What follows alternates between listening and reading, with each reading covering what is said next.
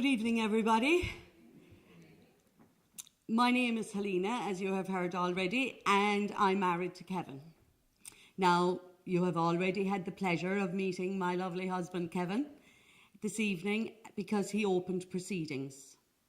And I have to say, the Alzheimer's Society are a very brave bunch indeed, inviting a husband and wife to speak. I know that down our way, it could have led to a diplomatic incident, I can tell you. But since Kevin's diagnosis, I have taken on the role of carer, or the term most often used nowadays is caregiver. The key is in the name, of course, caregiver, giving care to the patient 24/7. But I am a person first, not simply a caregiver. I am a wife, a mom, a granny, a friend. And it's so important to see the person with dementia first, not just their disease. And it is equally important when it comes to caring, to see the person first and not just their caring role. So this evening, I want us to consider who will be the caregiver for the carers, us, the carers. And I want to ask other carers to take on that responsibility and mind yourselves. As a carer, our own health is sometimes in jeopardy. I often think of the advisory we get when on an aeroplane, when they tell me I should put on my own oxygen mask first in order to help others. So on a daily basis, I need to put on my own imaginary mask before I can help Kevin. Although, to be honest, we live in Kanturk, and I have to say we sometimes prefer a cup of coffee or a glass of wine, but it took me a long time to figure that one out. When Kevin was first diagnosed, I was really on a treadmill, going through the motions and just getting through the day. I worked as a complementary therapist for many years, and I spent so much of my working life advising others on how to de-stress and look after themselves. But for a time, I couldn't do it for myself. And I think in Ireland we are very good martyrs and we feel guilty a lot. I certainly felt guilty if I wasn't doing the caring. I couldn't seem to put my own therapy skills into practice for myself. And I suppose I have learned that it's much more difficult to look inwards than outwards. I was great at advising others on how to manage their stress, but I have now learned that I need to take my own advice on board. I am very lucky to have a fabulous family. I have 3 children, 3 stepchildren, 4 gorgeous grandchildren. Charlie and Liam live in Australia, and Holly and Vicky live in Ireland. I also have 6 brothers and 4 sisters. Yes, I came from a family of 11, and I am number 9, magic number 9. I have fantastic support, but unfortunately for a long time, I did not accept their many offers of help, as I believed I should be the one helping Kevin 24/7. I refused their assistance and became isolated. I gave up my life and concentrated on Kevin's illness.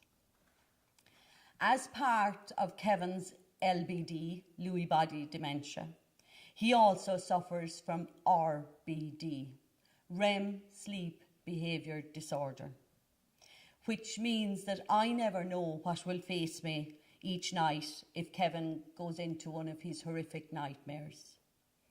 And when he's in these horrific nightmares, he sees me as an intruder in our own home. And he might even see me as a man, mostly as a man that has come into the house. Sometimes these vivid nightmares can carry on into the following day, and they really can seem to be never-ending.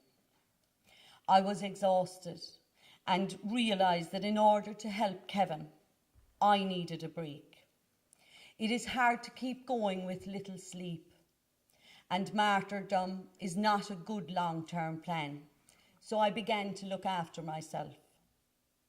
Since I have accepted help from family and friends, life for me has become easier, as I am now beginning to consider Helena as well as Kevin.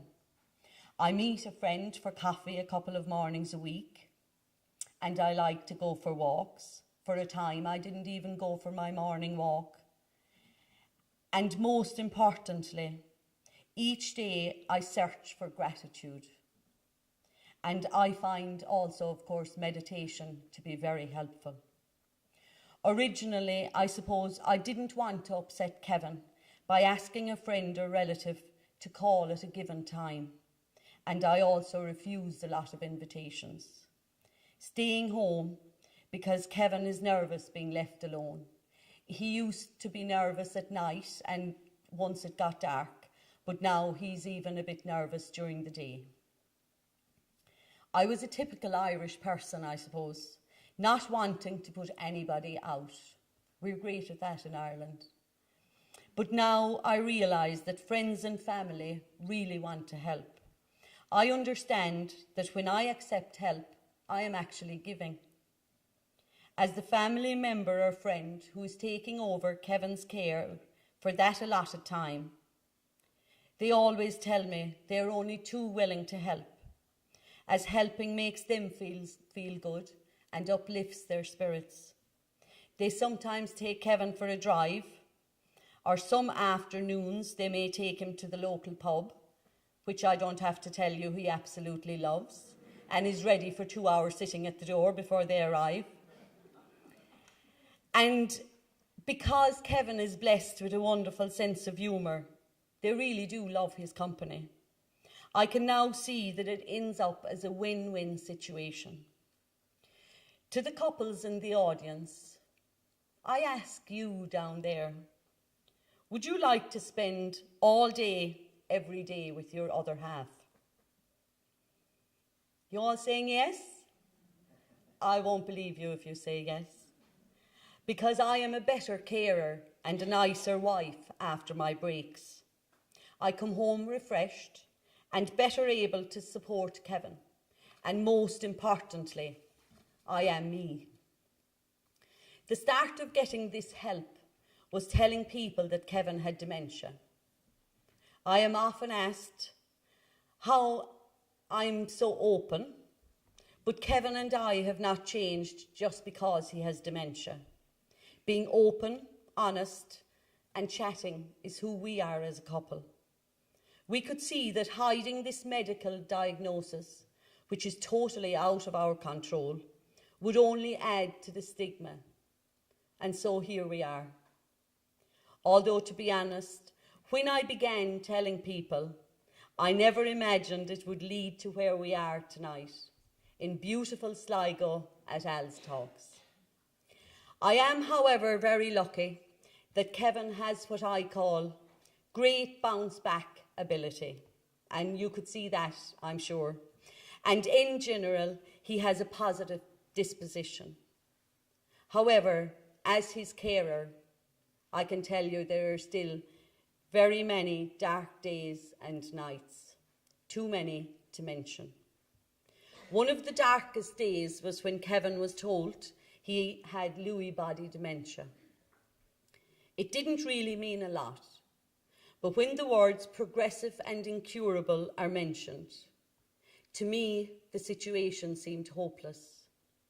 Now I realise hope is the key for me on a daily basis. To help me cope, I need hope. I know this is a strange thing to say about an incurable disease, but my hope takes many forms. I hope that I will have the strength to deal with whatever this particular day throws at me. I hope it will be a good day. I take one day at a time. I hope that my family are well, and thinking of them makes me immensely hopeful. My wonderful dad had a saying, when hope goes out the window, old age comes in the door.